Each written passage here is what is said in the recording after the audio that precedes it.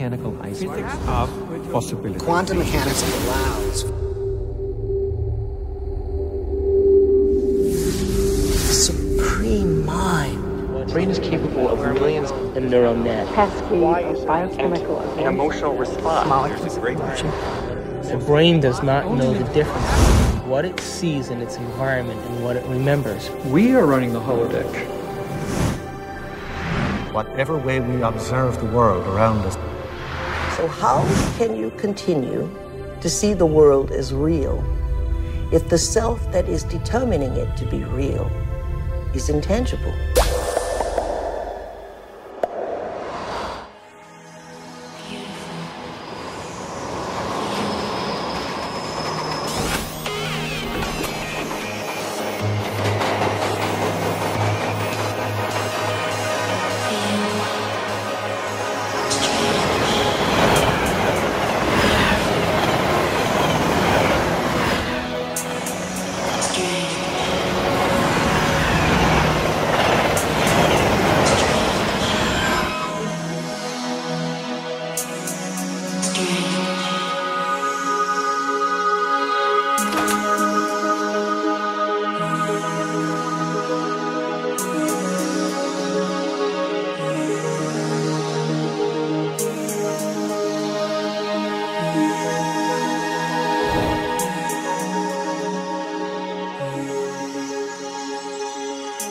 Are all realities existing simultaneously?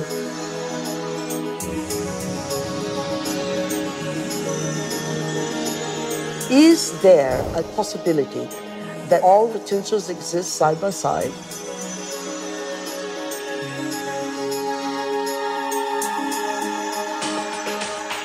Have you ever seen yourself through the eyes of someone else that you have become?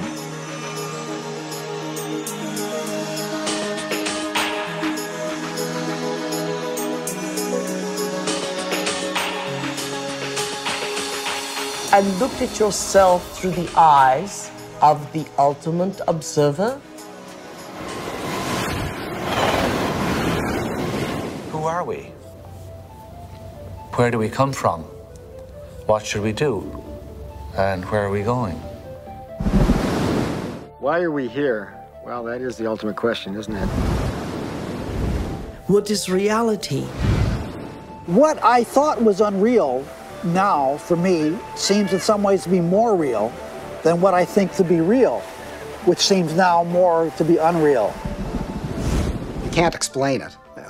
And anybody who gets too lost and anybody who spends too much time trying to explain it is likely to get lost forever down the rabbit hole of mysteriousness.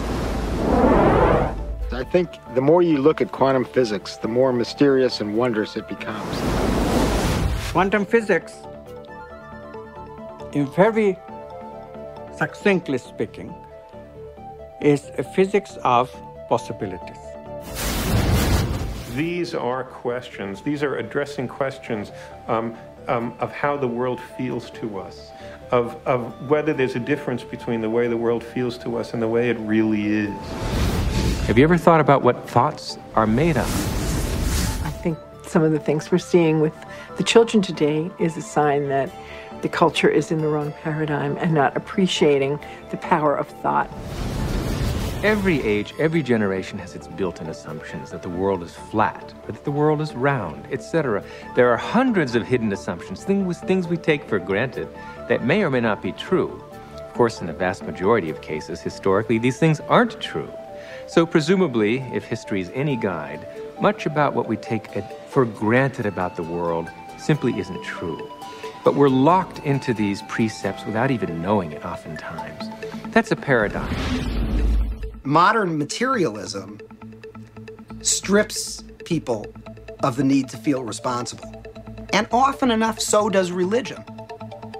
But I think if you take quantum mechanics seriously enough, it puts the responsibility squarely in your lap, and it doesn't give answers that are clear-cut and comforting. It says, yes, the world is a very big place, it's very mysterious, mechanism is not the answer, but I'm not going to tell you what the answer is, because you're old enough to decide for yourself. everyone a mystery? Is everyone an enigma? They most certainly are.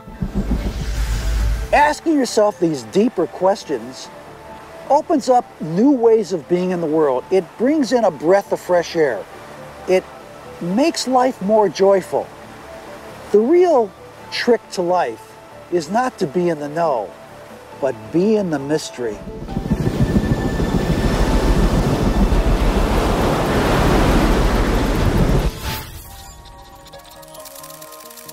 It's time to get wise.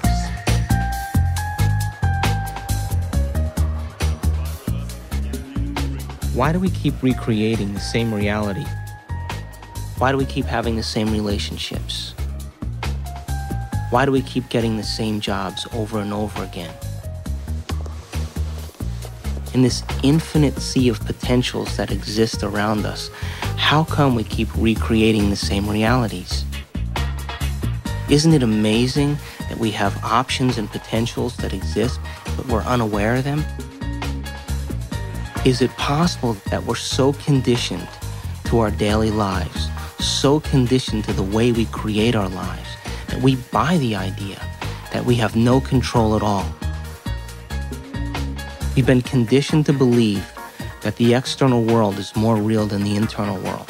This new model of science says just the opposite.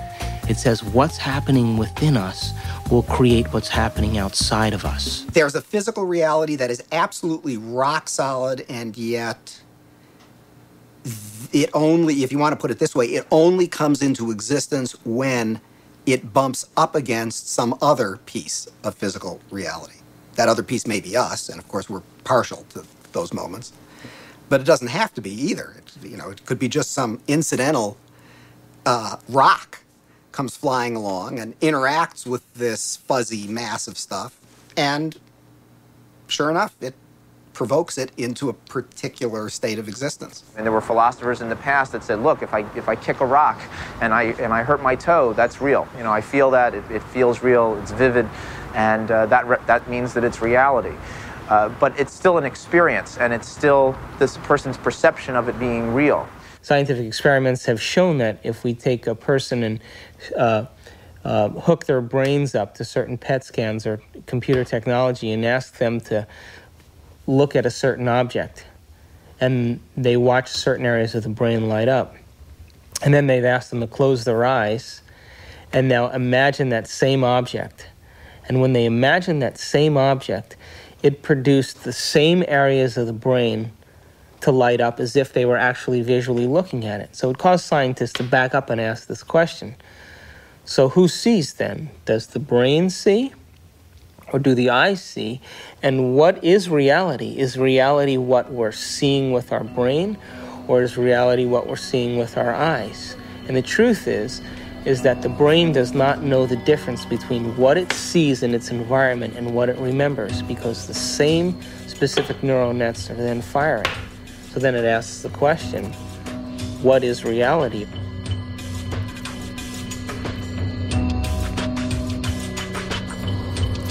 We're bombarded by huge amounts of information, and it's coming into our body, and we're processing it, coming in through our sense organs, and it's percolating up, and at each step we're eliminating information, and finally what is bubbling up to consciousness is the one that's the most self-serving. The brain processes 400 billion bits of information a second, but we're only aware of 2,000 of those. But our awareness of those 2,000 bits of information are just about the environment, our body, and about time.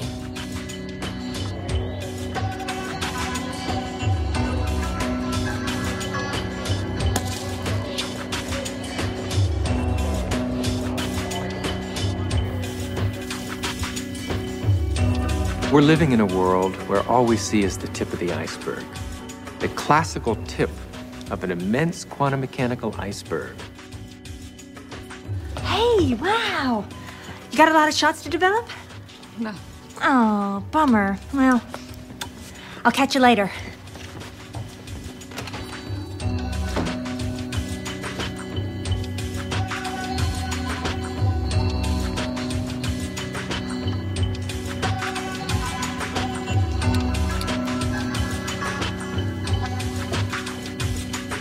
If the brain is processing 400 billion bits of information, and then our awareness is only on 2,000, that means reality is happening in the brain all the time. It's receiving that information, and yet we haven't integrated it.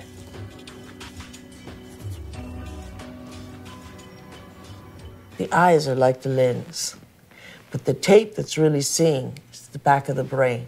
It's called the visual cortex. It's right back here. It's like this camera and it's tape. Did you know that the brain imprints what it has the ability to see? Now, this is important. For example, this camera is seeing a lot more around me than what is here, because it has no objection and no judgment.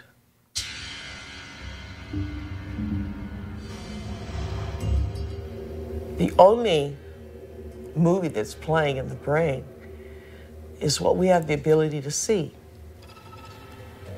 So is it possible our eyes, our cameras see more than what our brain has the ability to consciously project? Well, the way our brain is wired up, we only see what we believe is possible. We match patterns that already exist within ourselves through conditioning. So a wonderful story that I believe is true is that when the Indians, the Native American Indians on the Caribbean islands, saw Columbus's ships approaching, they couldn't see them at all because it was so unlike anything they had ever seen before. They couldn't see it.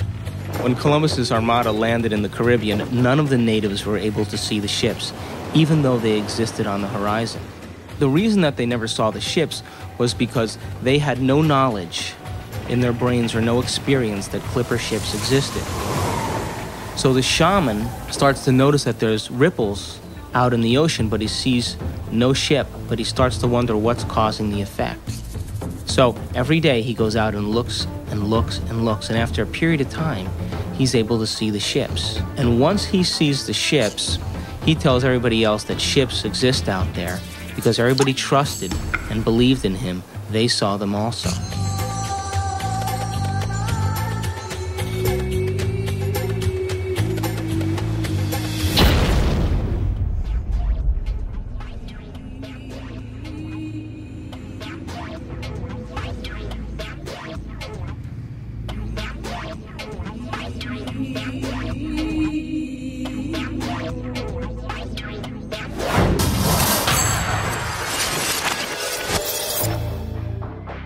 We create reality. We're reality-producing machines. We create the effects of reality all the time. We always perceive something after reflection in the mirror of memory. As far as whether or not we're just living in a big holodeck or not, it's a question that we don't necessarily have a good answer to. I think this is a big philosophical problem that we have to deal with in terms of what science can say about our world, because we are always the observer in science. So we are still always constrained by what is ultimately coming into the human brain that allows us to see and perceive the things that we do. So it is conceivable that all of this really is just a great illusion that we have no way of really getting outside of to see what is really out there. Your brain doesn't know the difference between what's taking place out there and what's taking place in here. There is no out there, independent of what's going on in here.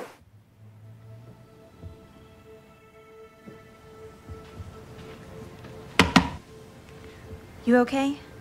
I heard you scream earlier. Was it another dream?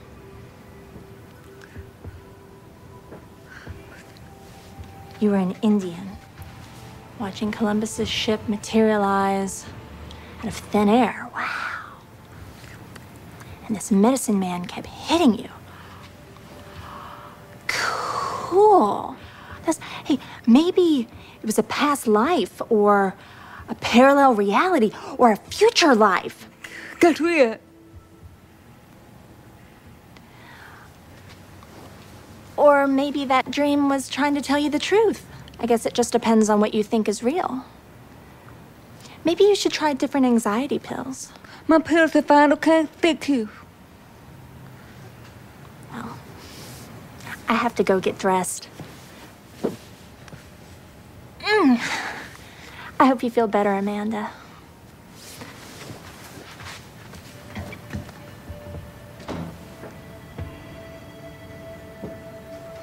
God, Amanda, I could be such an asshole.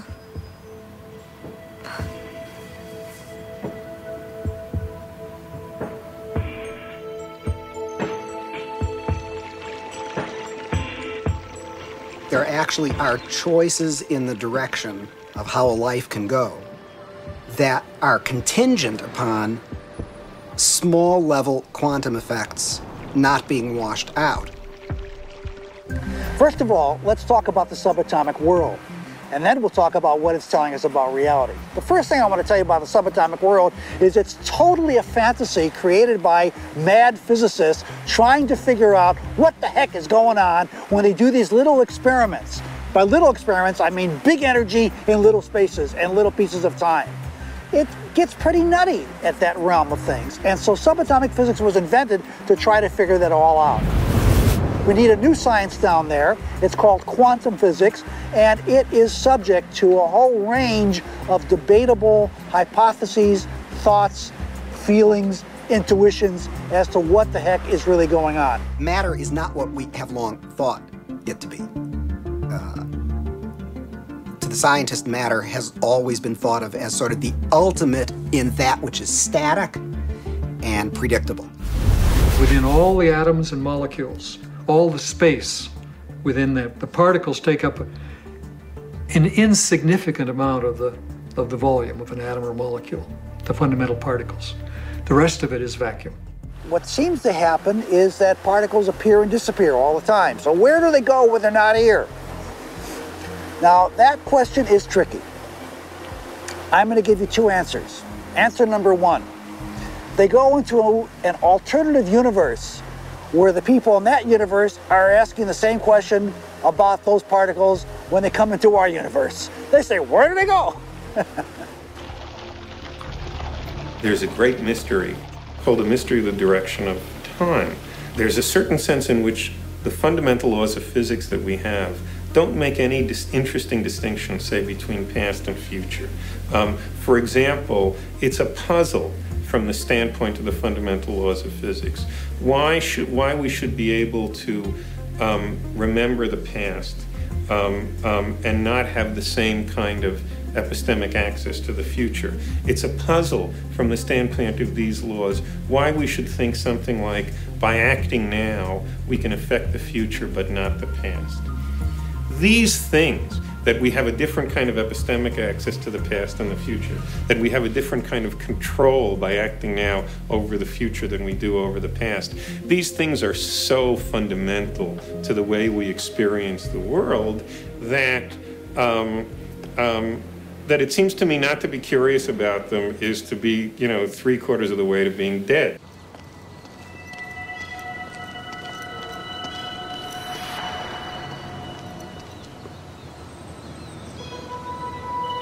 Want to shoot some hoops?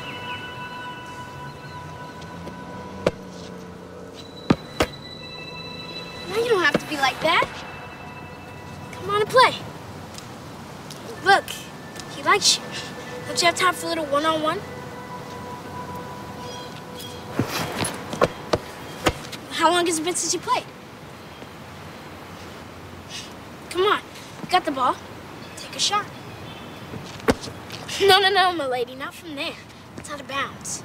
Gotta be on the court to be in play.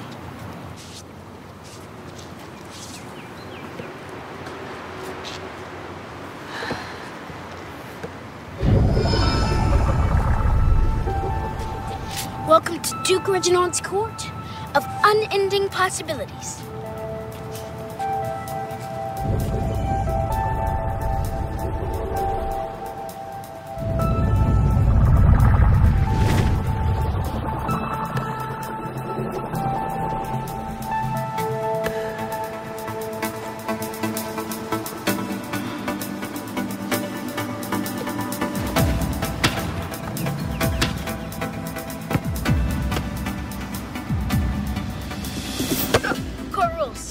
Gotta think of the last one. The hug. It never touched you. Right. And it's not solid. Its ball is mostly empty. In fact, the universe is mostly empty.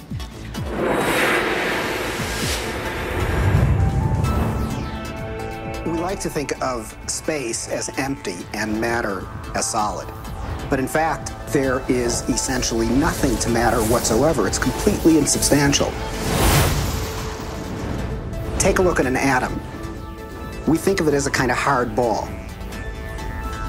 Then we say, oh, well, no, not really. It's this little tiny point of really dense matter right at the center, surrounded by a kind of fluffy probability cloud of electrons popping in and out of existence. But then it turns out that that's not even right. Even the nucleus, which we think of as so dense, hops in and out of existence just as readily as the electrons do. The most solid thing you can say about all this insubstantial matter is that it's more like a thought. It's like a concentrated bit of information. What makes up things are not more things, but what makes up things are ideas, concepts, information. And like I said, it never touches.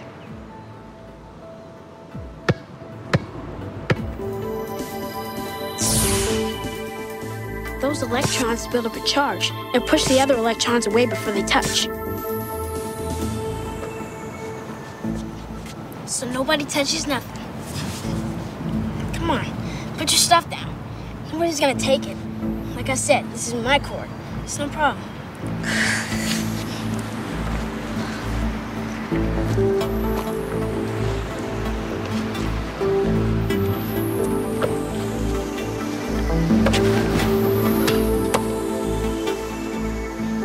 How long has it been? I'd be 8.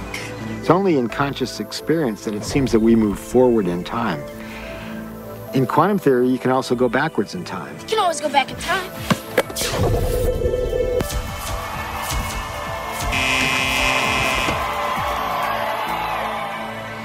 What's the matter? Remember, it's empty. How do you know this yet? I read Dr. Quantum comics. Everybody thinks it's just kid stuff, but I know it's real. That's how I do my magic on the court. Yeah, I always choose the Wonder Boy first. He's got the weirding way. Well, Dr. Quantum says everybody's got it. Everybody's doing it constantly, each and every time you look. When you ain't looking, it's like a wave. When you are looking, it's like a particle. When you are not looking, there are waves of possibility. When you are looking, then there are particles of experience. A particle, which we think of as a solid thing, really exists in a so-called superposition, a spread out wave of possible locations. And it's in all of those at once. The instant you check on it, it snaps into just one of those possible positions. Quantum superposition implies that a particle can be in two or more places or states simultaneously. And this is a very bizarre concept and one of the hallmarks of the quantum world.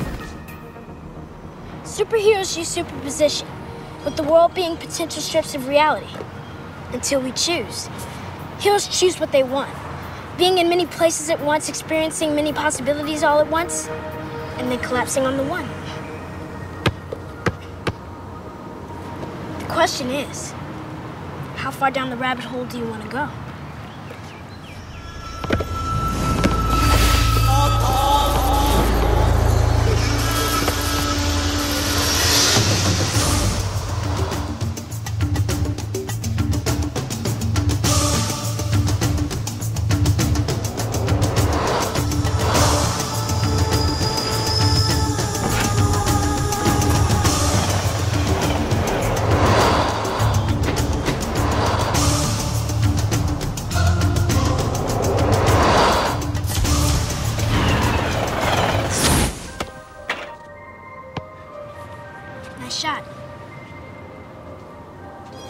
How can a system or an object be in two or more states at the same time?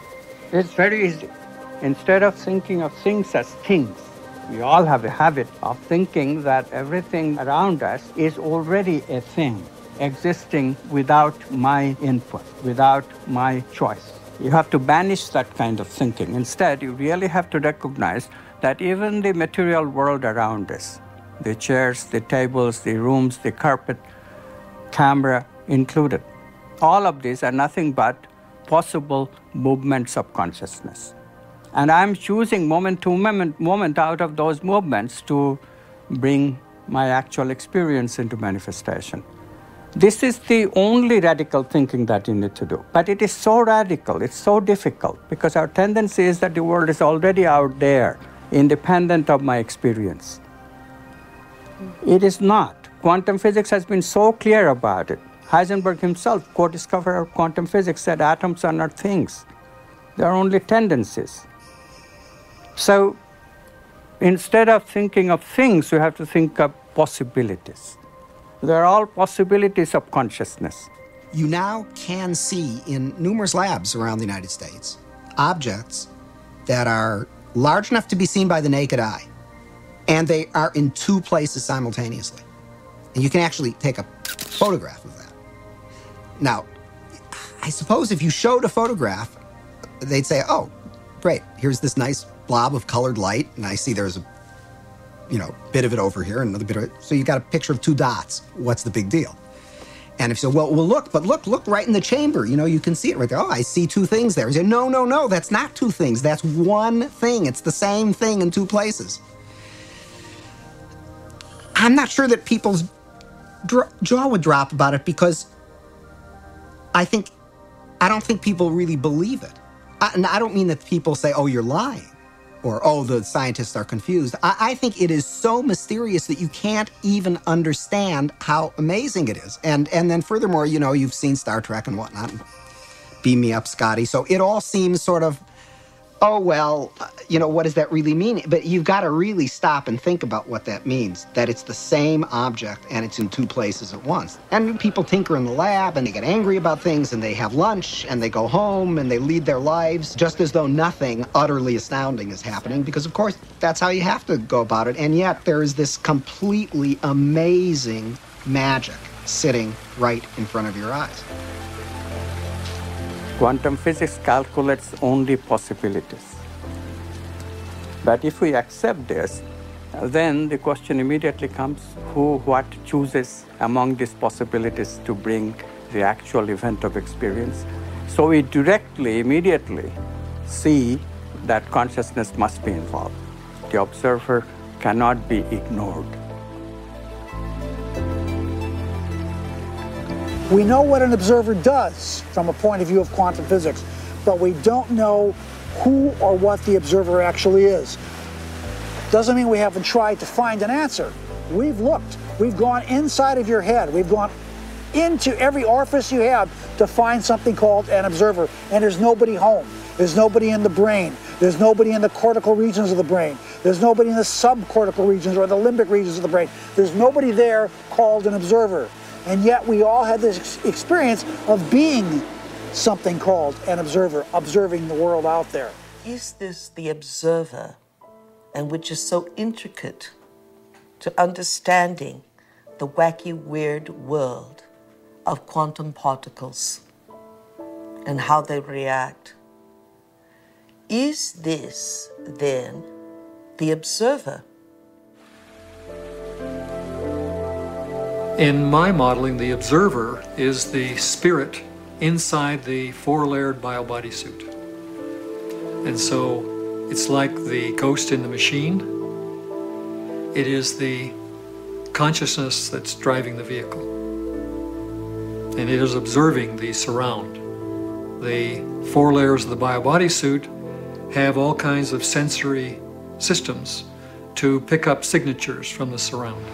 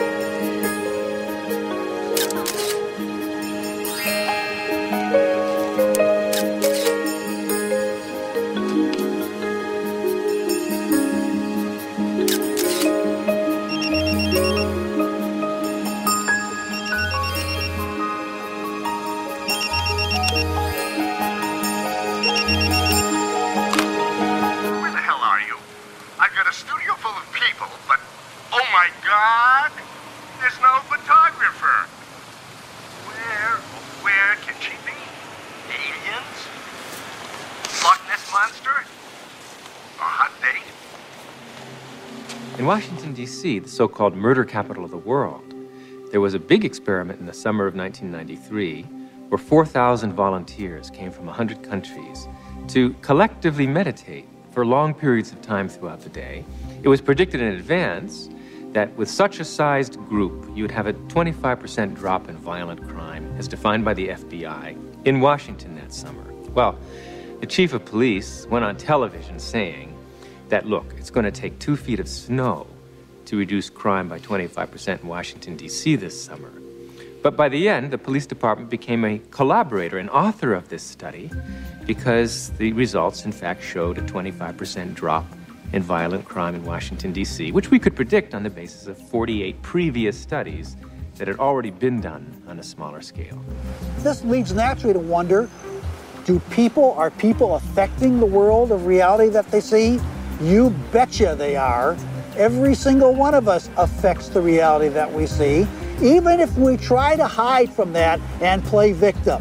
We all are doing it. Just tell me where you are. Good. But hurry, will you, please, because these models are giving me a headache. 10 minutes.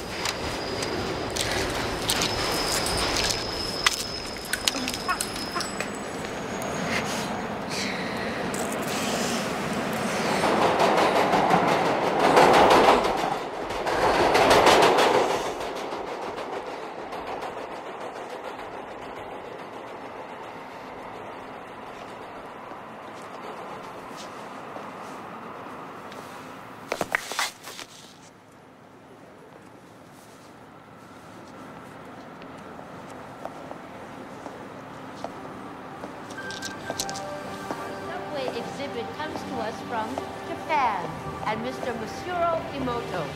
Mr. Emoto became terribly interested in the molecular structure of water and what affects it. Now, water is the most receptive of the 4 elements. Mr. Emoto thought perhaps it would respond to non-physical events. So he set up a series of studies, applied mental stimuli, and photographed it with a dark field microscope. This first picture is a picture of water from the Fujiwara Dam. And this picture is the same water after receiving a blessing from a Zen Buddhist monk.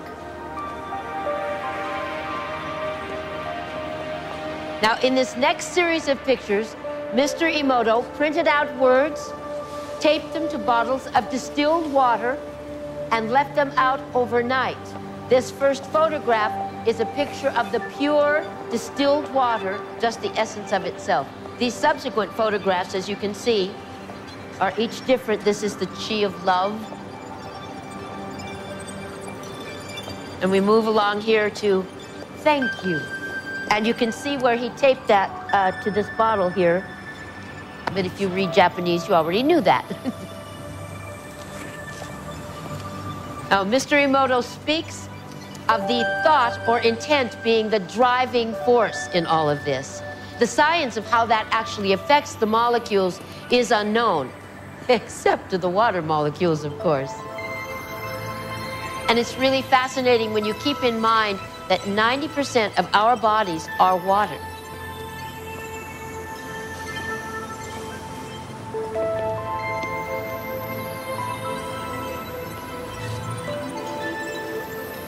Makes you wonder, doesn't it?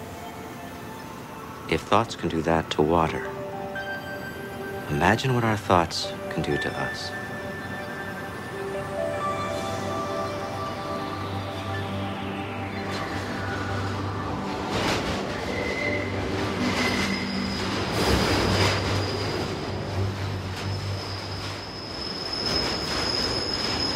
Absolutely. Thought alone can completely change the body. Most people don't affect reality in a consistent, substantial way because they don't believe they can. They write an intention, and then they erase it because they think that's silly. I mean, I can't do that. And then they write it again, and then they erase it. So time average, it's a very small effect. And it really comes down to the fact that they believe they can't do it. If you accept with every rudiment of your being that you will walk on water Will it happen? Yes, it will. But you know, it's like positive thinking. It's a wonderful idea, positive thinking. But what it usually means is that I have a little smear of positive thinking covering a whole mass of negative thinking. So thinking positive is not really thinking positive. It's just disguising the negative thinking that we have. When we think of things, then we make the reality more concrete than it is. And that's where we become stuck. We become stuck in the sameness of reality. Because if reality is concrete, obviously I'm insignificant. I cannot really change it. But if reality is my possibility of consciousness itself, then immediately comes the question of how can I change it? How can I make it better? How can I make it happier? You see how we are extending the image of ourselves? In the old thinking, I cannot change anything because I don't have any role at all in reality. Reality is already there. It's material objects moving in their own way from deterministic laws. And mathematics determines what they will do in a given situation. I, the experiencer, have no role at all. In the new view, yes, mathematics can give us something. It gives us the possibilities that all these movements can assume, but it cannot give us the actual experience that I'll be having in my consciousness. I choose that experience. And therefore, literally, I create my own reality. It may sound like a tremendous bombastic claim by some new agey without any understanding of physics whatsoever, but really quantum physics is telling us that.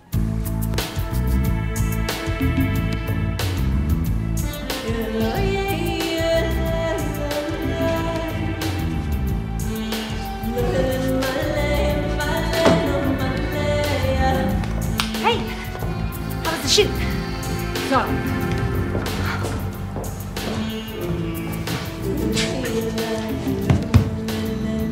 Your boss called.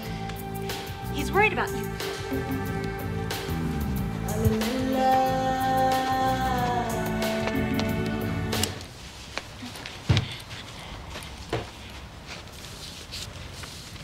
Amanda, I want to thank you for letting me stay here.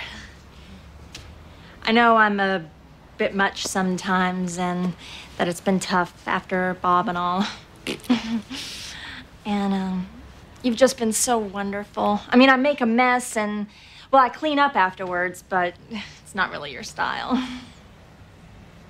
Sometimes I think you make me sane. Me? The day I make someone sane, they're in trouble. Anyway, I made you something as a thank you gift.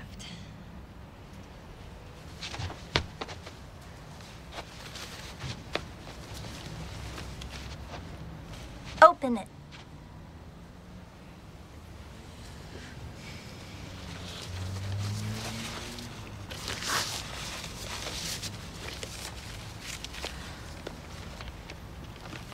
I went through your pictures and picked my favorite ones. And it took me forever because there's so many good ones.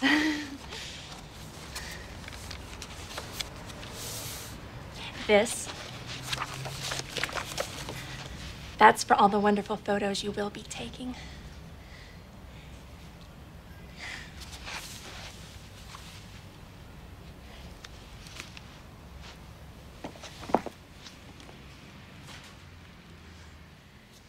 Oh. I've had a strange day. Thank you.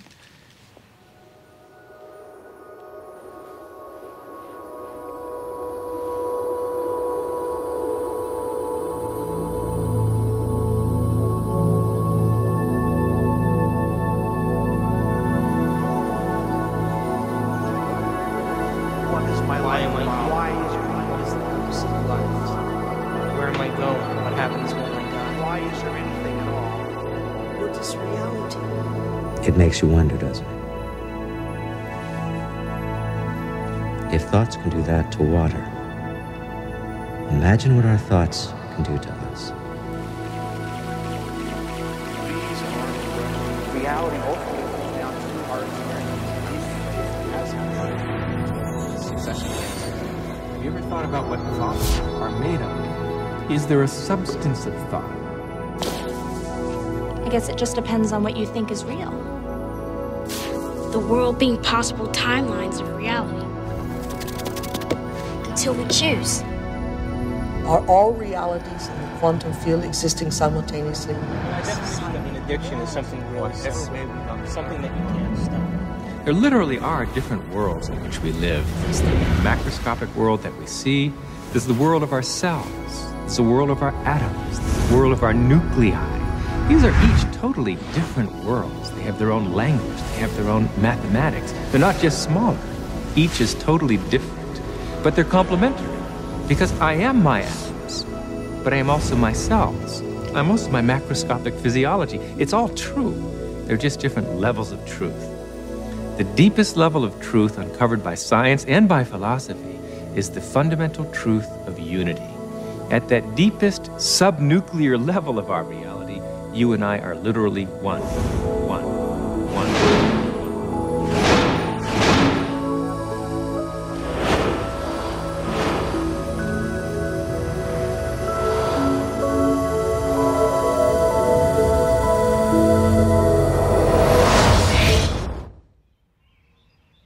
I wake up in the morning and I consciously create my day the way I want it to happen. Now, sometimes,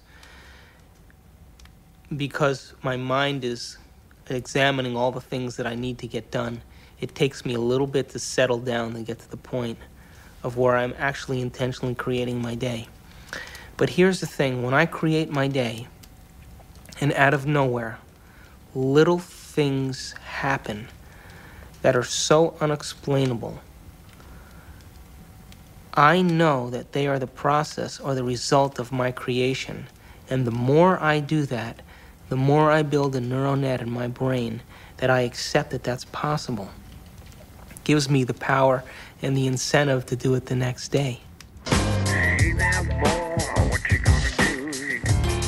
In addiction, we have a supreme, beautiful opportunity to decipher the difference between our intangibility of our nobleness of character and the day-to-day business of how that character is revealed in a three-dimensional world through our bodies.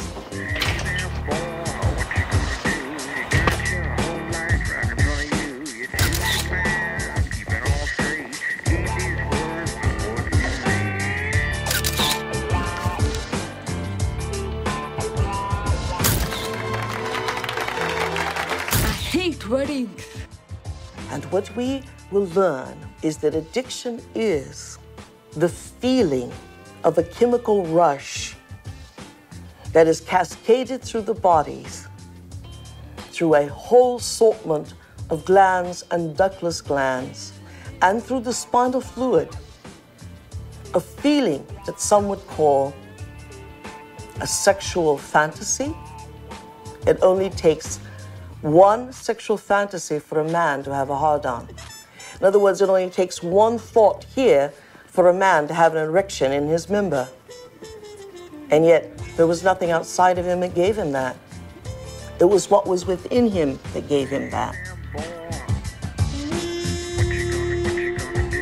Oh, hey, Amanda, I didn't know you were there. Guilty. Wedding. Come on, blink. This is a good assignment, if you'd see it that way. What to see? I do.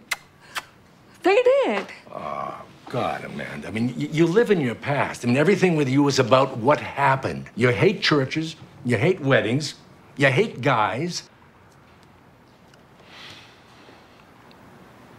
And I want you to go scope it out. Don't need to. I got mine there. I know. I took the pictures, remember? You got too many memories clouding your vision. Oh, Amanda, you know you're the best technical photographer I have. And I want to have some great pictures.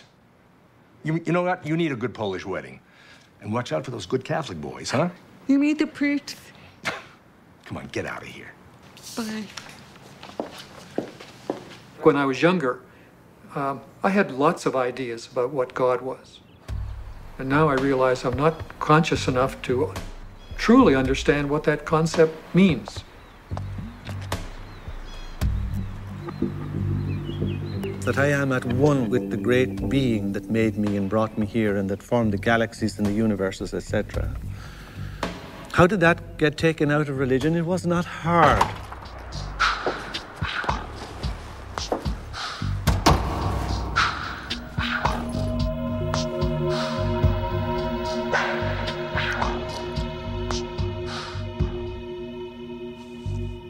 Most of the problems that religion and the various philosophical movements down through the centuries have produced have been errors because that's where they started.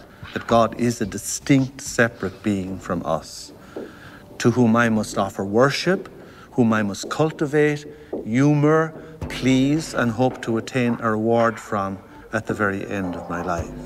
That is not what God is. That is a blasphemy. God is such a broad thing, some parts of which, most of the parts of which that are associated with organized religion is something that I sort of recoil at and something that I think has done a lot of harm to the world, done harm to women, done harm to oppressed peoples, done harm to the World Trade Center. And yet, at the same point, we have the epitome of a great science. The closest science has ever come to explaining Jesus' interpretation that the mustard seed was larger than the kingdom of heaven. And the only science that can fit into that analogy is quantum physics.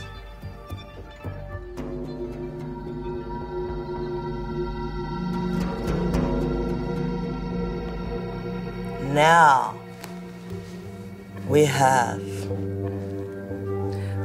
great technology, from anti-gravity magnets and magnetic fields of zero-point energy.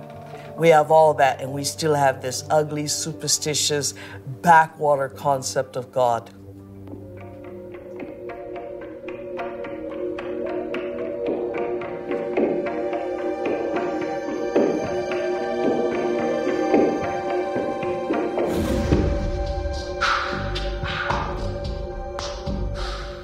Fall into line very readily when they're threatened by these cosmic sentences of everlasting punishment.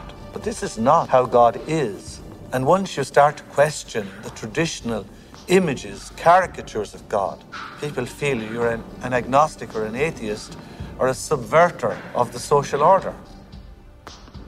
God must be greater than the greatest of human weaknesses, and indeed, the greatness of human skill, that God must even transcend, are most remarkable to emulate nature in its absolute splendor. How can any man or woman sin against such a greatness of mind? How can any one little carbon unit on Earth, in the backwaters of, indeed, the Milky Way, the boondocks, betray God Almighty? That is impossible. The height of arrogance is the height of control of those who create God in their own image.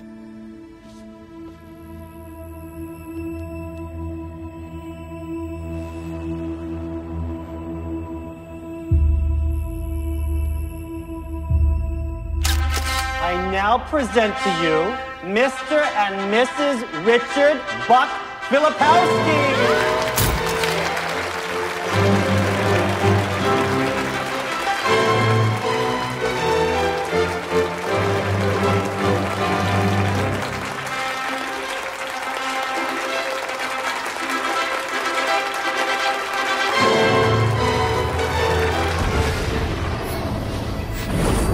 Brain, when it fires its thoughts, is likened unto the landscape of a thundercloud. And the synaptic cleft is the sky between the storm and the earth receptor site. And you see this foreboding dark cloud boiling in the sky. And you see electrical impulses moving through it, veins of electric light, and then you see it hit the ground. brain looks like a thunderstorm when it is presenting a coherent thought. So no one has ever seen the thought. What they do see in neurophysics is that they see a storm raging around different quadrants of the brain. Those are areas that are mapped in the body and what the person must be responding to. A holographic image. Rage, murder, hate, compassion, love. The brain does not know the difference between what it sees in its environment and what it remembers, because the same specific neural nets are then firing. The brain is made up of tiny nerve cells called neurons. These neurons have tiny branches that reach out and connect to other neurons to form a neural net. Each place where they connect is integrated into a thought or a memory. Now, the brain builds up all its concepts by the law of associative memory. For example, ideas, thoughts, and feelings are all constructed and interconnected in this neural net, and all have a possible relationship with one another. The concept and the feeling of love, for instance, is stored in this vast neural net. But we build the concept of love from many other different ideas. Some people have love connected to disappointment. When they think about love, they experience the memory of pain, sorrow, anger, and even rage.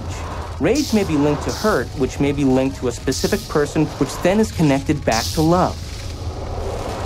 We build up models of how we see the world outside of us. And the more information that we have, the more we refine our model one way or another. And what we ultimately do is tell ourselves a story about what the outside world is.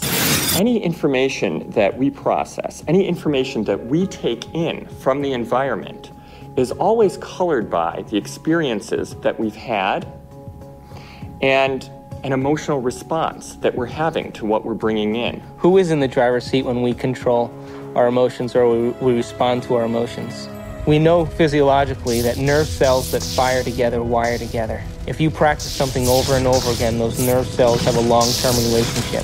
If you get angry on a daily basis, if you get frustrated on a daily basis, if you suffer on a daily basis, if you give reasons for the victimization in your life, you're rewiring and reintegrating that neural net on a daily basis, and that neural net now has a long-term relationship with all those other nerve cells called an identity.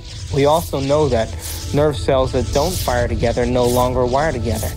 They lose their long-term relationship because every time we interrupt the thought process that produces a chemical response in the body, every time we interrupt it, those nerve cells that are connected to each other start breaking the long-term relationship. When we start interrupting and observing, not by stimulus and response and that automatic reaction, but by observing the effects it takes, then we are no longer the body, mind, conscious, emotional person that's responding to its environment as if it is automatic.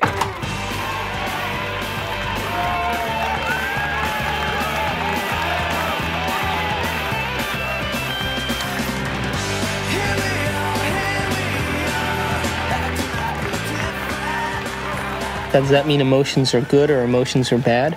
No, emotions are designed so that it reinforces chemically something into long-term memory. That's why we have them. All emotion is holographically imprinted chemicals. The most sophisticated pharmacy in the universe is in here. There's a part of the brain called the hypothalamus. And the hypothalamus is like a little mini factory, and it is a place that assembles certain chemicals that match certain emotions that we experience. Those particular chemicals are called peptides. They're small chain amino acid sequences. The body's basically a carbon unit that makes about 20 different amino acids all together to formulate its physical structure.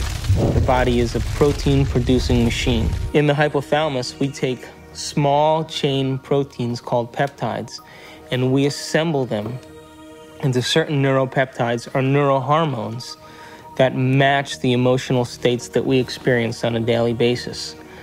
So there's chemicals for anger, and there's chemicals for sadness, and there's chemicals for victimization, there's chemicals for lust, there's a chemical that matches every emotional state that we experience. And the moment that we experience that emotional state in our body or in our brain, that hypothalamus will immediately assemble the peptide that then releases it through the pituitary into the bloodstream. The moment it makes it into the bloodstream, it finds its way to different centers or different parts of the body. Now, every single cell in the body has these receptors on the outside. And one cell can have thousands of receptors studying its surface, kind of opening up to the outside world. And when a peptide docks on a cell, it literally, like a key going into a lock, sits on the receptor surface and attaches to it and kind of moves the receptor, and kind of like a doorbell buzzing, sends a signal into the cell. It's party time!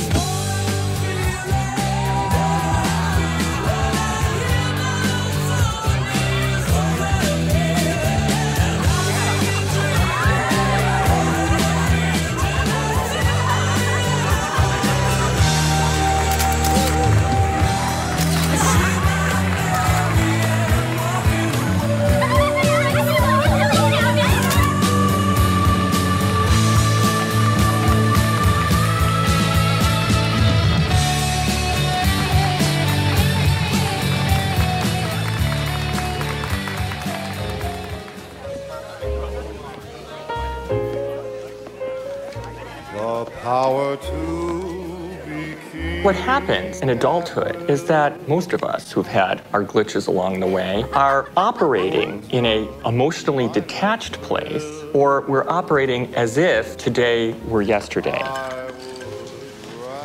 What is it? Mixed.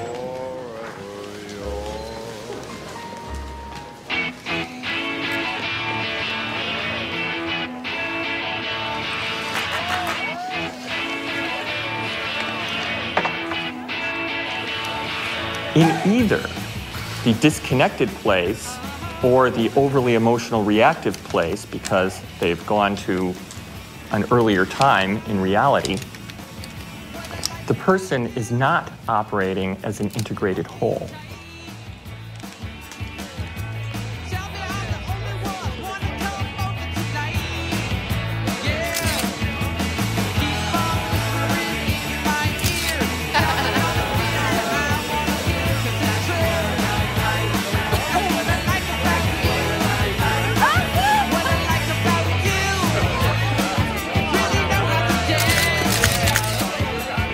Along the outside of the cell are these billions of receptor sites that are really just receivers of incoming information. A receptor that has a peptide sitting in it changes the cell in many ways. It sets off a whole cascade of biochemical events, some of which wind up with changes in the actual nucleus of the cell.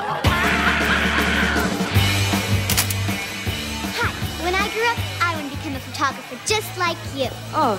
Got any tips? Take lots of pictures. Thanks. Each cell is definitely alive, and each cell has a consciousness, particularly if we define consciousness as the point of view of an observer. There is always the perspective of the cell. A few years later! That was me. That was a small, that was a In fact, the cell is the smallest unit of consciousness in the body. I'm hungry. I'm hungry.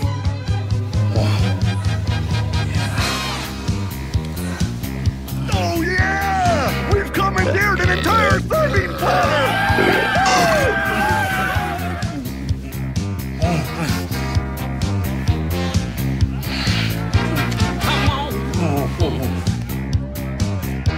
Yeah, keep it coming, keep it coming! Yeah! Oh, let's go! Oh, yeah! Well, my definition of an addiction is something really simple. Something that you can't stop. Oh, make me suffer, please. You wanna hurt? We bring to ourselves situations that will fulfill the biochemical craving of the cells of our body by creating situations that meet our chemical needs. It always An addict will always need a little bit more in order to get a rush or a high of what they're looking for chemically. Don't tell me to calm down. You're always bossing me around. So my definition really means that if you can't control your emotional state, you must be addicted to it. Oh, I knew this was gonna happen. That's not what we agreed upon. You're not going to screw me. Why don't you read the contract, You dear? won't do anything about it, so I No, will. ma'am. Don't dip your half-eaten shrimp back into the cocktail sauce. Screw you and your health codes. I am the bride's sister. I'll stick my ass in the cocktail sauce if I damn well please. Come on. I want you to get out there and serve and make sure everybody has a full glass. Fun, fun, fun. Listen, you won't do anything about it, so You are not the sandwich. just like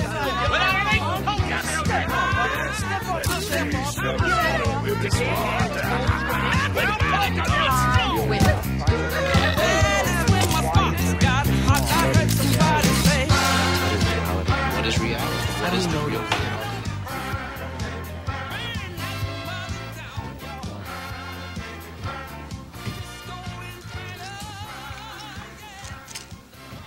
So how can anyone really say they're in love with a specific person, for example?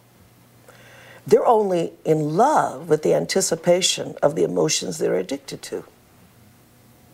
Because the same person could fall out of favor the next week by not complying.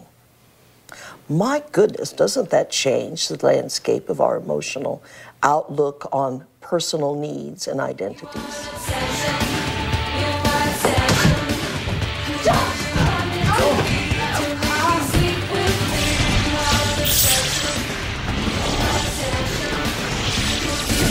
Oh, yeah.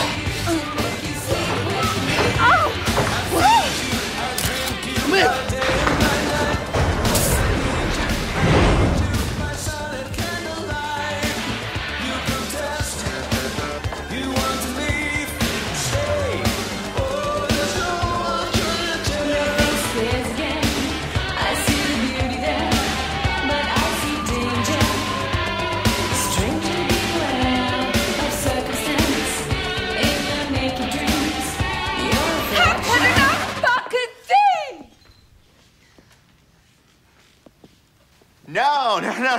No. You got the punchline wrong. It's a photographer's joke. Go on about your music.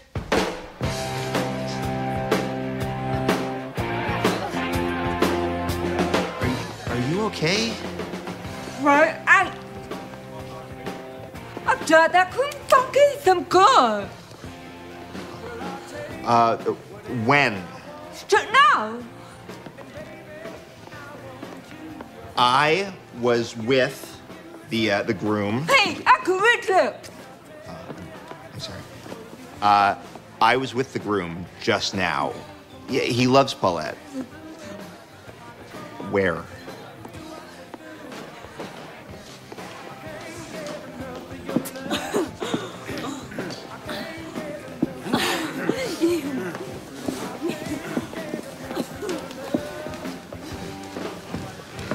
Polacks, they all look the same in a tux.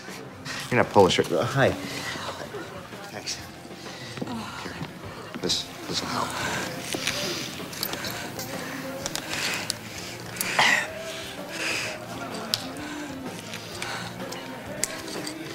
Oh, thank you. No problem. That was in my mouth. Forget it.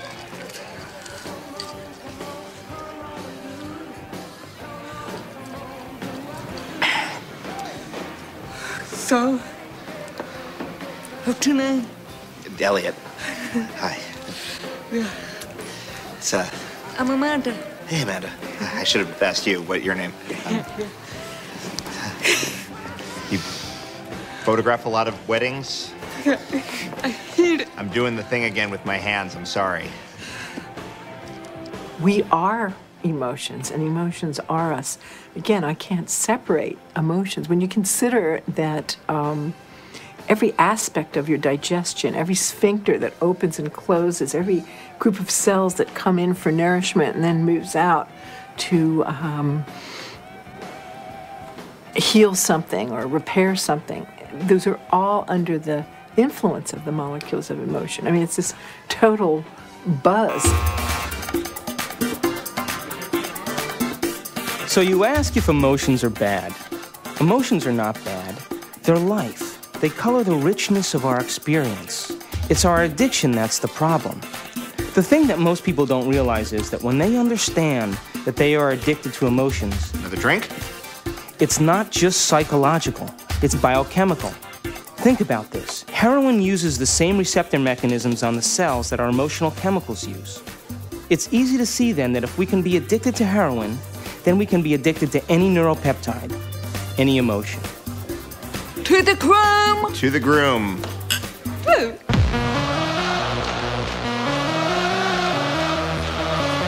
What's up, guys? What's up, man? Hello. What do we need? Some boxes. Put out! Yeah, baby!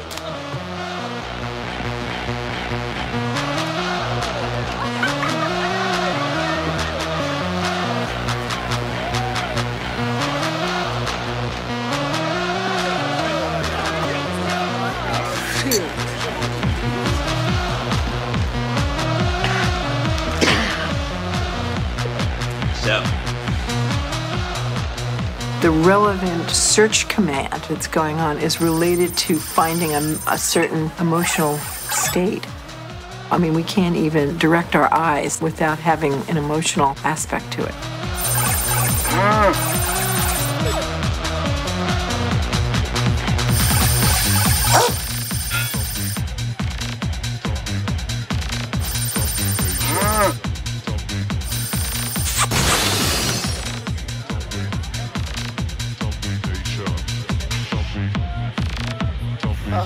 Oh, gosh. She wouldn't fall for me. Oh, mama! Woo! What the hell are you waiting for?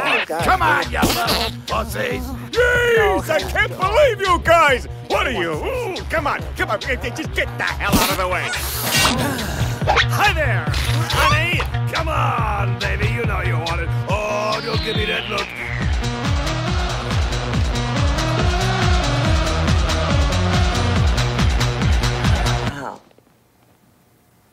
What about people who are addicted to sex?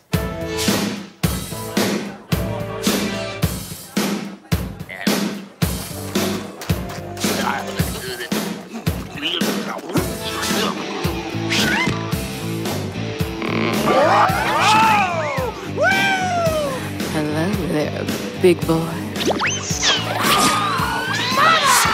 Is there a rocket in your pocket, or are you just happy to see me?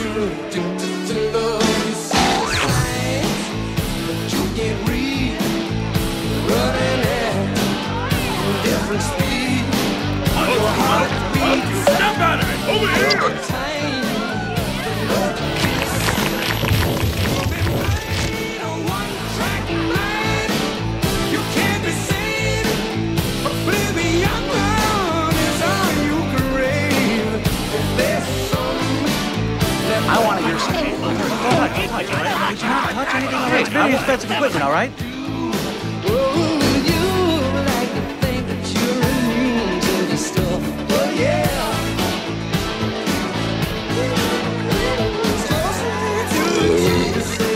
I want to hear some polka music, okay? I'm gonna play the people want to hear some I know, we're gonna play You can't have a Polish wedding without polka music!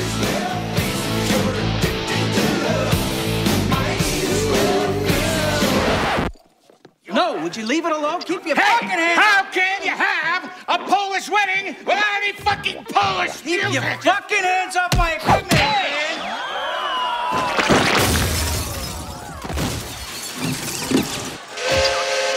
Like I said before, it ain't a Polish wedding without a polka!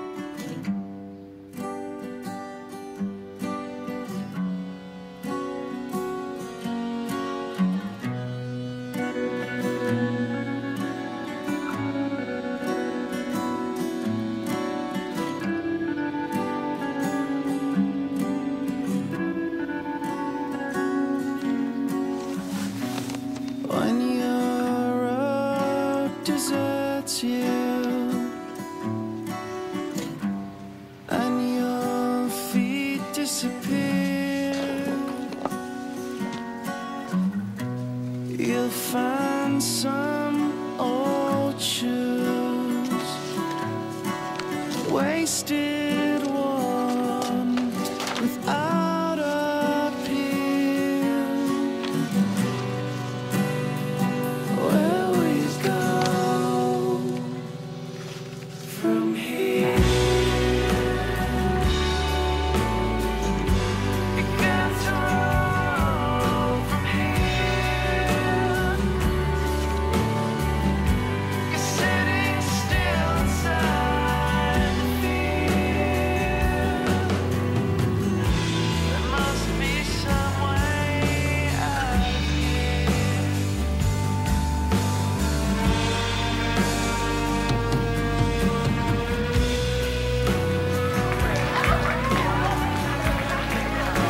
Our mind literally creates our body. So it all starts in the cell. The cell is a protein-producing machine, but it gets its signal from the brain. One of the things about receptors is they change in their sensitivity. If a given receptor for a given drug or internal juice is being bombarded for a long time at a high intensity, it will literally shrink up. There will be less of them, or it will be hooked up in such a way that it is desensitized or downregulated. So the same amount of drug or internal juice will elicit a much smaller response.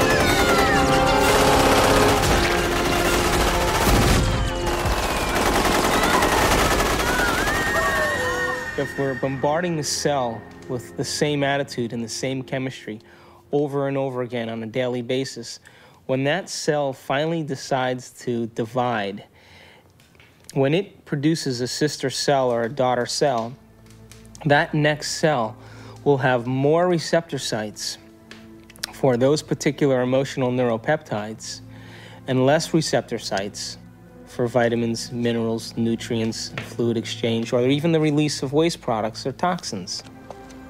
Now, all aging is a result of improper protein production. What happens when we age? Our skin loses elasticity. Well, elastin is a protein. What happens to our enzymes? We don't digest as well. What happens to our synovial fluid? Those are proteins. They become brittle and stiff. What happens to our bones? They become thin. So all aging is a result of improper protein production. So then the question arises, does it really matter what we eat?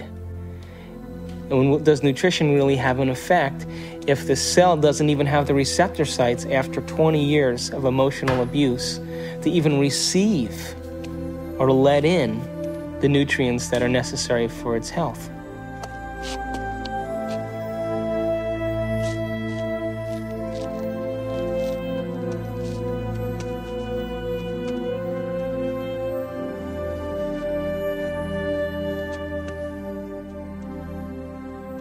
Okay, guys, it's time for a course correction on our trajectory along the path of our adventure. And that course correction is the movement to a new paradigm, just an expansion of the old, just as the universe is larger than we thought it was in our modeling. And it's always larger than we think it is.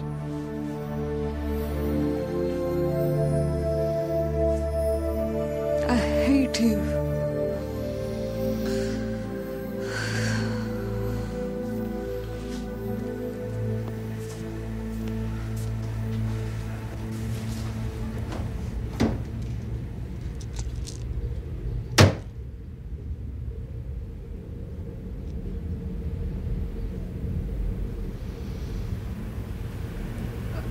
Hate you.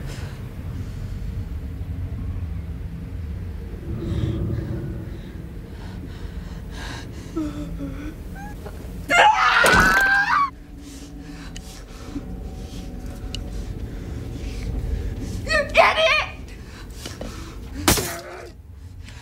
You're fat! Look at you! You're fat! You're ugly! You're worth nothing! You're getting old! I hate you!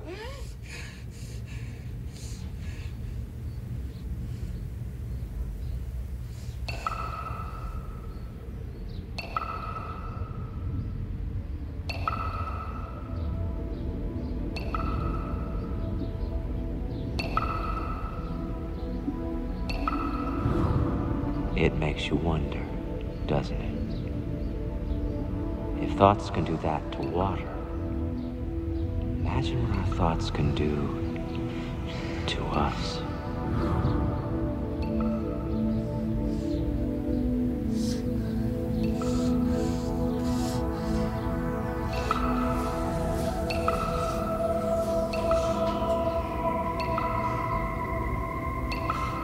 No one has ever came along and ever given you sufficient, intelligent knowledge about your beautiful self, how you work from the inside out. Why do you have addictions? Because you have nothing better. You have dreamt of nothing better because no one has ever taught you how to dream better.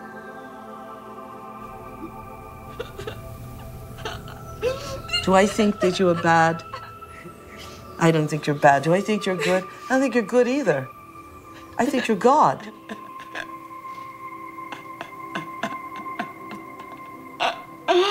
In general, the field of psychiatry really doesn't allow for enough freedom of action on people's part, meaning an awful lot of problems, not all of them to be sure, but an awful lot of problems that get labeled as psychological problems really amount to people making rotten choices. And they ought to be instructed to make different ones. Can I? Wow. Borrow some toothpaste?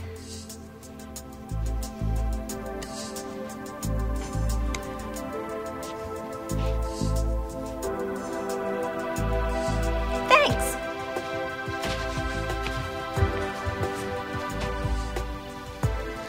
When I talk about we disappearing, I don't mean that we physically disappear.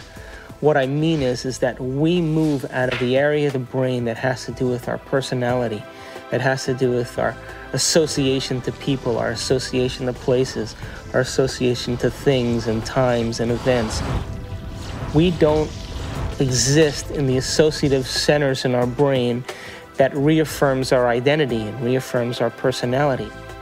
For the average person in the world who lives life and considers their life boring or uninspiring is because they've made no attempt to gain knowledge and information that will inspire them. They're so hypnotized by their environment through the media, through television, through people living and creating ideals that everybody struggles to become, that no one can actually become in terms of physical appearance and definitions of beauty and valor that are all illusions, that most people surrender and live their life in mediocrity. And they may live that life, and the soul may never really, their desire may never really rise to the surface, so they may want to be something else. But if it does rise to the surface, and they ask themselves if there is something more, or why am I here? What is the purpose of life? Where am I going? What happens when I die? They start to ask those questions. They start to flirt and interact with the perception that they may be having a nervous breakdown. And in reality, what they're doing is that their old concepts of how they viewed their life in the world start to fall apart.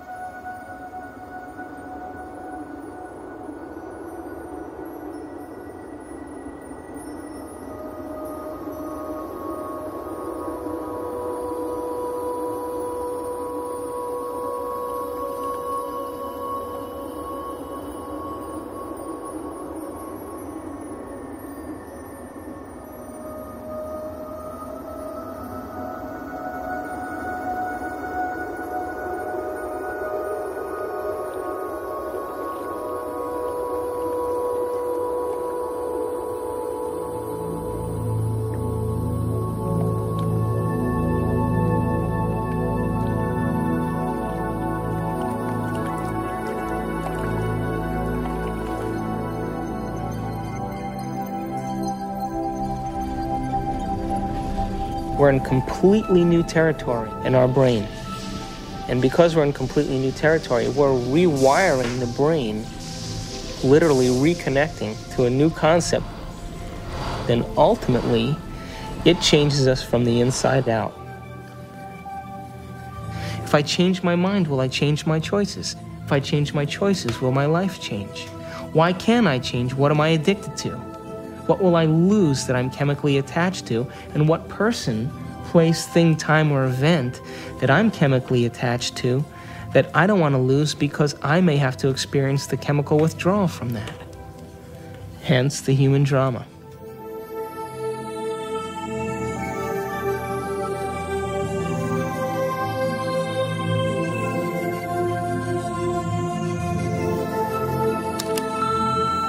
Amanda, it's Bob, and I'm just calling to say I hope that you can come tonight. I really want to see you. I really want to talk to you. I know we can work things out.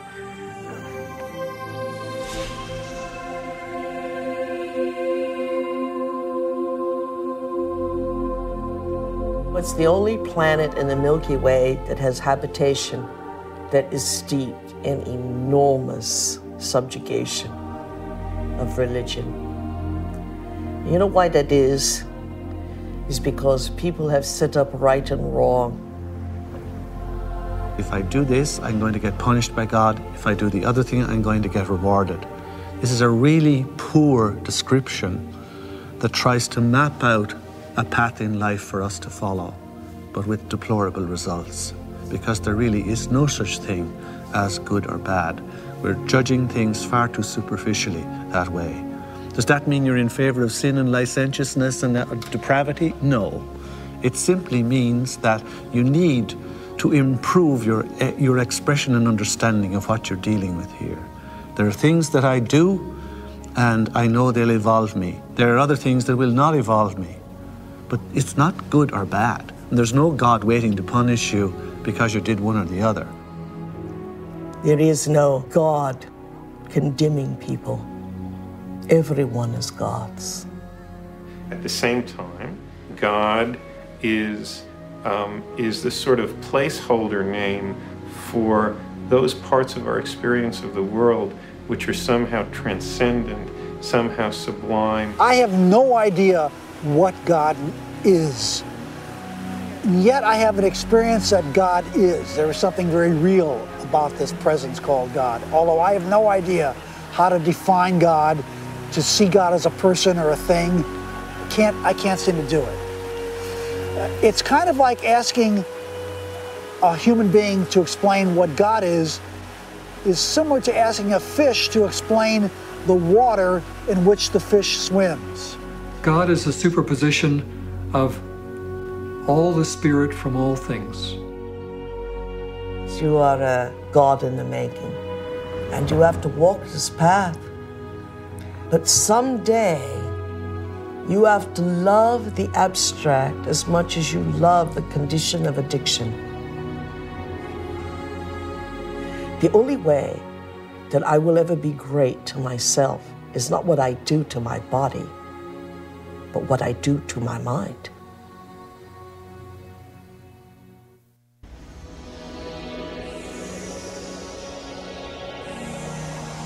So if we're consciously designing our destiny, and if we're consciously, from a spiritual standpoint, throwing in with the idea that our thoughts can affect our reality or affect our life, because reality equals life, then I have this little pact that I have when I create my day.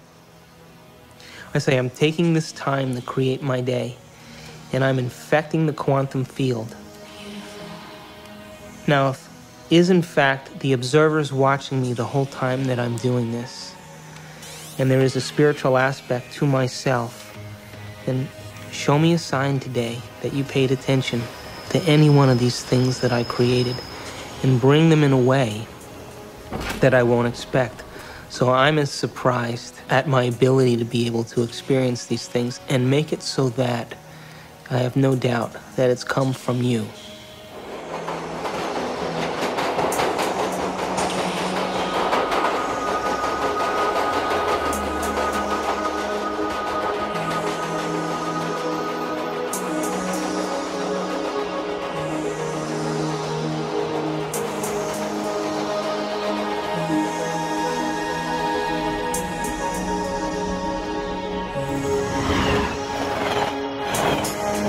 So the brain is capable of millions of different things that people just really should learn, that how incredible they actually are and how incredible their minds actually are. And that not only do they have this unbelievable thing within their head that can do so many things for them and can help us learn and can actually change and adapt, and it can make us something better than what we actually are, and it can actually help us to transcend ourselves. That there may be some way that it can actually take us to a higher level of our existence, where we can actually understand the world in a deeper way, where we can understand our relationship to things and people in a deeper way, and we can ultimately make more meaning for ourselves in our world. We can show that there's a spiritual part of our brain, but it's a part that we all can have access to, and it's something that we can all do.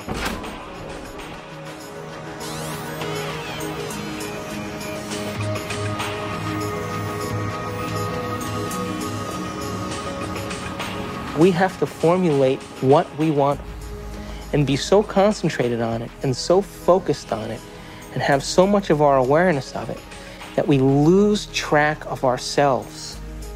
We lose track of time. We lose track of our identity.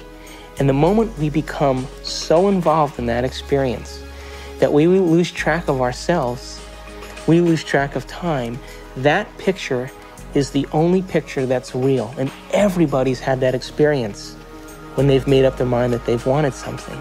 That's quantum physics in action. That's manifesting reality. That's the observer in full effect. Your consciousness influences others around you. It influences material properties. It influences your future.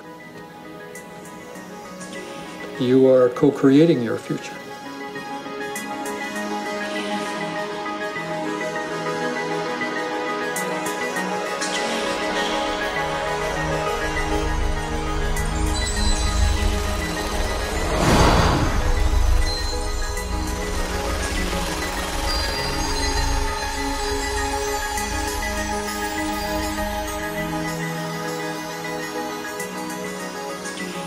Show me a sign today that you paid attention to any one of these things that I created and bring them in a way that I won't expect. So I'm as surprised at my ability to be able to experience these things and make it so that I have no doubt that it's come from you.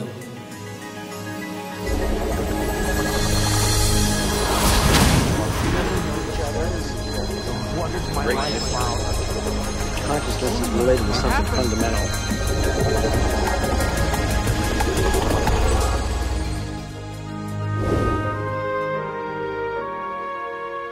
Have you ever seen yourself through the eyes of someone else that you have become? What an initiation.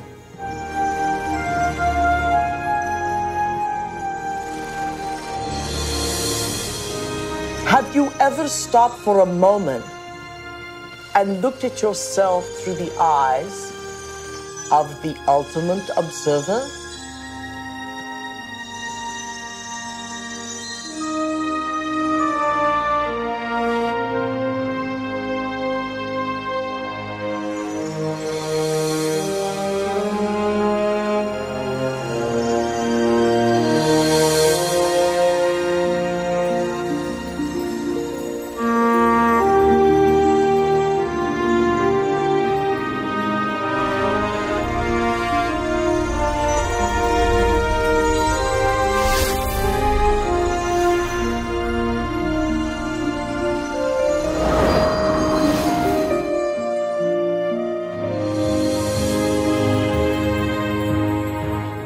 I am much more than I think I am. I can be much more even than that. I can influence my environment with people. I can influence space itself. I can influence the future. I am responsible for all those things. I and the surround are not separate. They're part of one. I'm connected to it all. I'm not alone.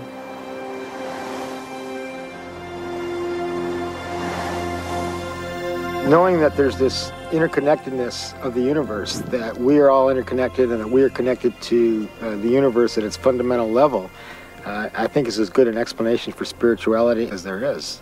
It is my belief that our purpose here is to develop our gifts of intentionality and learn how to be effective creators. We are here to be creators. We are here to infiltrate space with ideas and mansions of thought.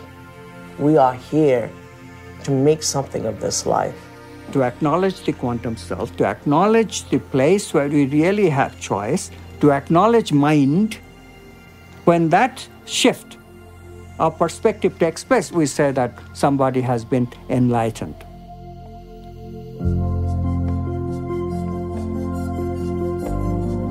Quantum mechanics allows for the intangible phenomenon of freedom to be woven into human nature.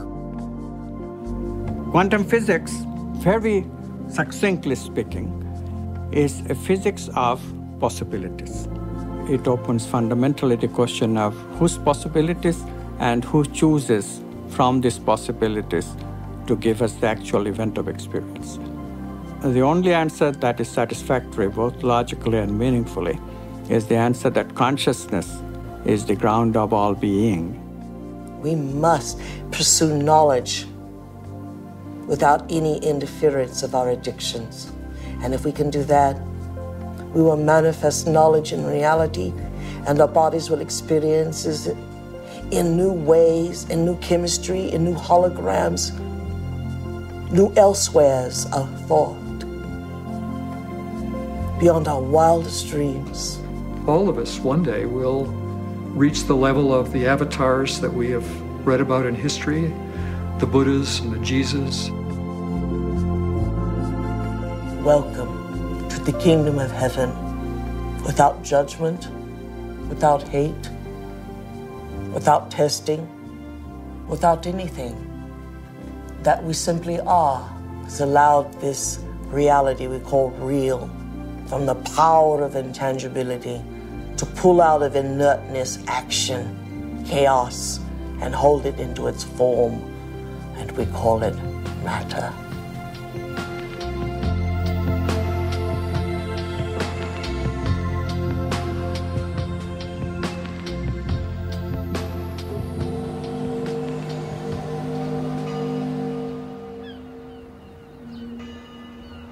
How can we measure the effects?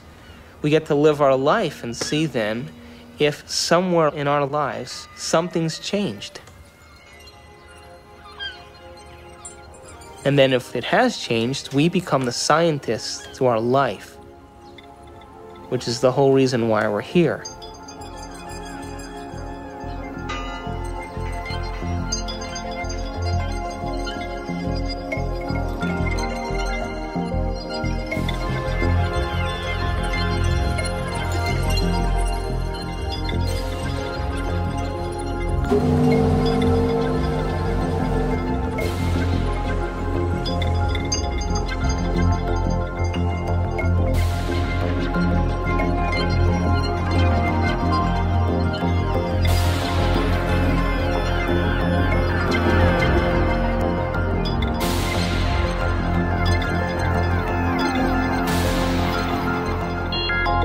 Don't just take it at face value. Test it out and see whether it's true.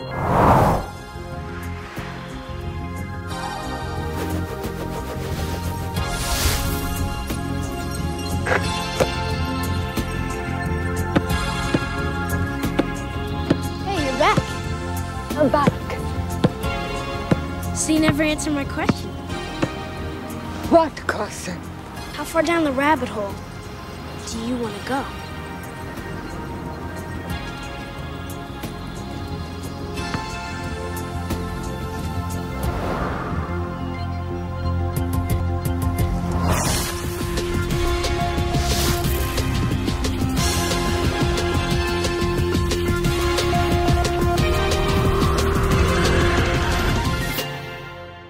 Ponder that for a while.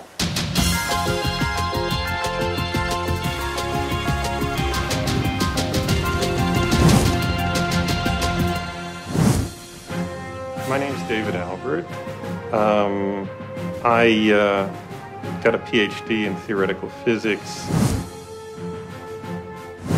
I studied biochemistry at Rutgers University, and then went to chiropractic college at Life University in Atlanta, Georgia. My postgraduate training is in anatomy and physiology, neurochemistry, neurophysiology, and genetics. I study quantum physics. I sometimes teach it. I have written a book on quantum physics and many books explicating the meaning of quantum physics.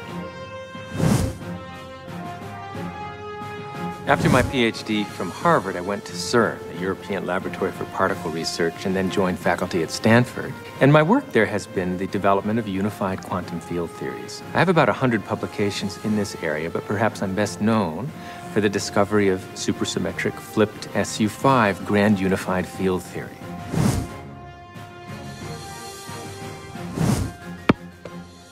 I make my living as an anesthesiologist, and every day as I put my patients to sleep, I kind of wonder where they go and why they're there in the first place. And that's one of the reasons that attracted me to anesthesia and the study of consciousness.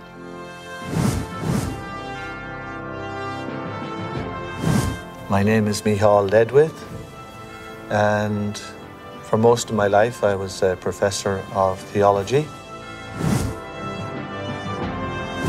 I'm Dr. Daniel Monti. I'm a physician with specialty training in psychiatry and human behavior. I'm on the full-time faculty at the Jefferson Medical College. I actually got very interested in studying this whole topic of the brain and spirituality because it had to do with a lot of the questions that I was asking ever since I was a child about reality and how we understood truth and what was real. And as I grew up and as I realized that while spirituality was, in some senses, a very important part of trying to find those answers, science also was a very crucial part. And I was ultimately looking for some way of bringing those two forces together.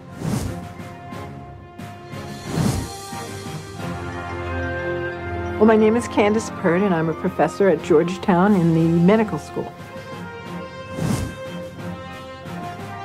Here we are actually filming great thinkers. Everyone in this room is a great thinker. Now that we got them thinking, that's always a trick, isn't it? I should make it clear that I am a graduate student in physics. I'm not a full-fledged theoretical physicist yet. But if fortune smiles on me and I continue to work like a dog on my problem sets and exams and whatnot, eventually what I hope to do with this is to apply fundamental quantum theory to quantum information processing. So I decided, well, if I gave up being department chairman, and if I gave up all my professional committees, and I gave up all my government committees, I would have a block of time that I could put to work. Of course, I give up all my power positions, but you have to sacrifice something. I had to keep my day job because my family needed to be fed.